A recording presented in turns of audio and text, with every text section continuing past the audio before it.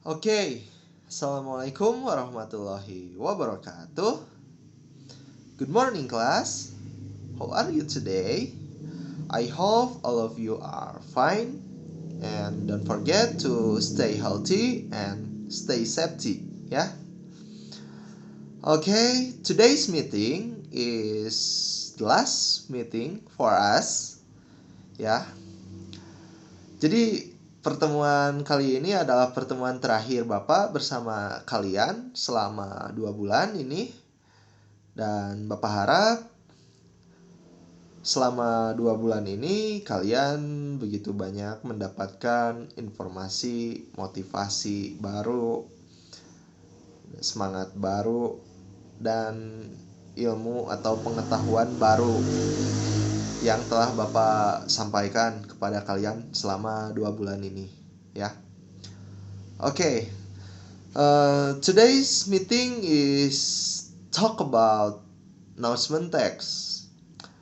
Seperti yang kalian sudah ketahui, announcement itu artinya pengumuman yang tak lain sifatnya itu familiar dengan kita, dengan sekeliling kita, ya.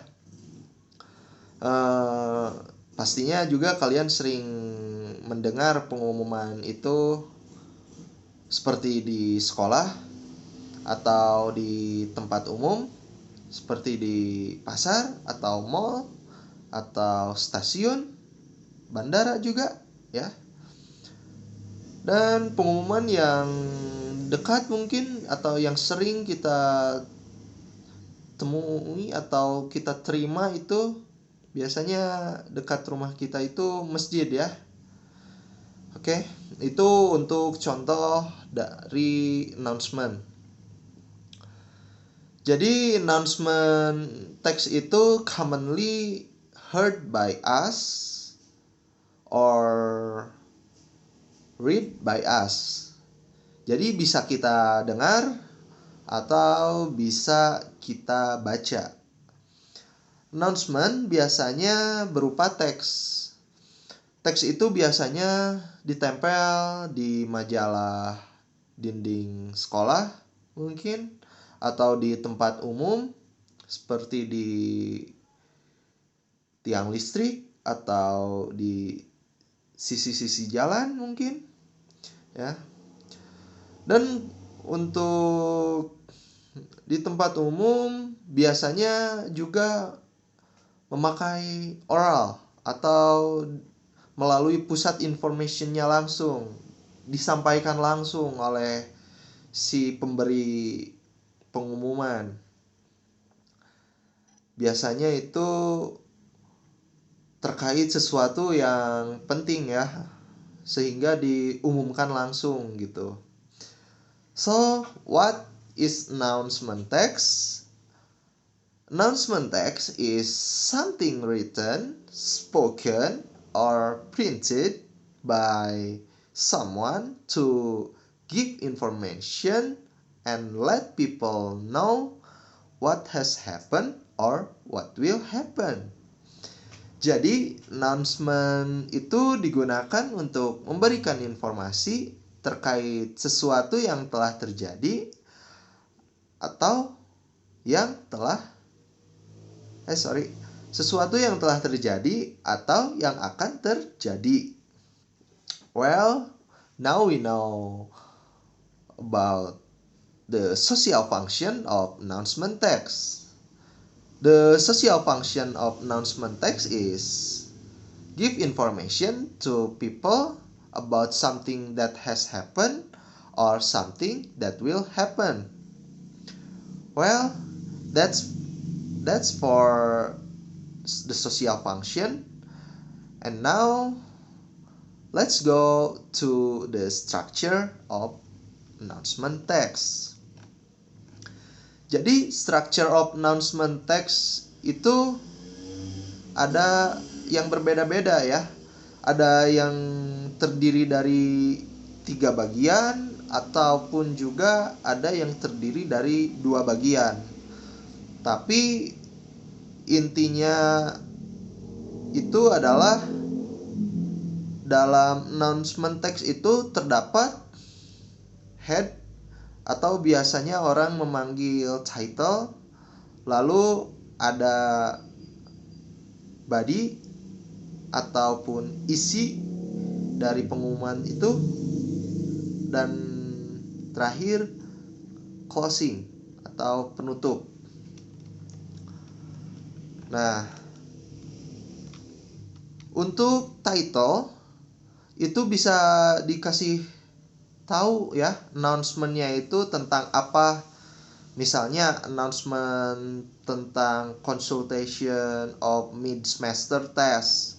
Jadi di tengah-tengahnya, di bagian atasnya itu ditulis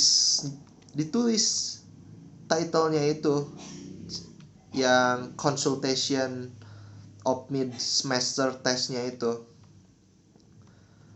Oke, setelah itu disebut title. Setelah title, sekarang ke body announcement text-nya itu. Dalam body ini, kamu bisa menemukan 5W 1H. Biasanya kita itu akan membaca atau mengetahui tentang ya yang pertama, what is it. Jadi apa sih announcement-nya itu? Lalu yang kedua itu where is it? Di mana sih announcement-nya itu? Lalu yang ketiga when is it? Kapan sih announcement-nya itu? Lalu yang keempat ada why is it? Mengapa sih announcement itu? Lalu yang kelima who is it? Untuk siapa sih announcement-nya itu? Lalu yang terakhir how is it? Bagaimana sih pengumumannya itu atau announcement-nya itu bagaimana sih? Seperti itu ya. Lalu yang terakhir itu closing. Di bagian closing ini biasanya dikasih contact information jika dibutuhkan, atau mungkin siapa yang memberikan announcement-nya tersebut. Misalnya sincerely the teacher atau sincerely English teacher. Jadi kita bakal tahu siapa sih yang ngasih atau yang menulis announcement-nya itu gitu. Lalu untuk yang spoken biasanya dia hanya memberitahu seperti hello, attention please. Jadi langsung diomongin announcement-nya itu. Dan ya, jadi langsung head-nya atau opening-nya itu attention. Jadi gitu doang untuk yang spoken. Terus body. Body-nya itu baru disebutkan announcement-nya tentang apa. Biasanya from the announcement text we can get 5W 1H. Itu aja sih, karena biasanya kalian mengerjakan soal about announcement text itu yang akan ditanya seputar 5W 1H. Sekarang kita akan membahas linguistic features. Linguistic features itu dalam announcement text itu apa aja sih linguistic features-nya? Nah, untuk linguistic features-nya itu tergantung dari announcement text-nya itu tersendiri. Jadi kita harus bisa memperhatikan announcement-nya itu tentang apa. Kalau announcement-nya memberitahu apa yang telah terjadi, berarti kita harus menggunakan simple present perfect tense atau past tense untuk tensesnya. Selanjutnya untuk announcement text yang memberitahukannya itu yang sifatnya itu yang akan terjadi, seperti ada acara kah yang akan diselenggarakan di sekolah gitu. Jadi diumumkannya itu terlebih dahulu ya. Announcement-nya itu menggunakan simple future tense. Nah, selanjutnya dalam announcement text itu terdapat numeric seperti tanggal, kontak nomor atau bulan, ataupun email, ataupun juga link registrasi untuk suatu event tersebut gitu. Jadi intinya itu linguistic features-nya itu mengikuti jenis teks, announcement text-nya itu tersendiri. Itu. Lalu untuk contoh, Bapak akan kasih contohnya itu dari LKS. Contoh announcement text di sekolah sepertinya ya ini ya. Kalian bisa lihat ini ya. Ini yang atas ini merupakan sebuah opening atau bisa dibilang juga title ya. Ini judulnya, dan ini yang bagian tengah ini merupakan isi atau body dari announcement text itu. Lalu yang terakhir itu, yang baris terakhir yang ada nama orang itu, berarti itu closing karena menyebutkan seperti contact person atau seseorang yang bisa dihubungi gitu. Seperti itu. Nah, itu untuk announcement text. Jadi kalian bisa mengetahui itu announcement text itu terdapat tiga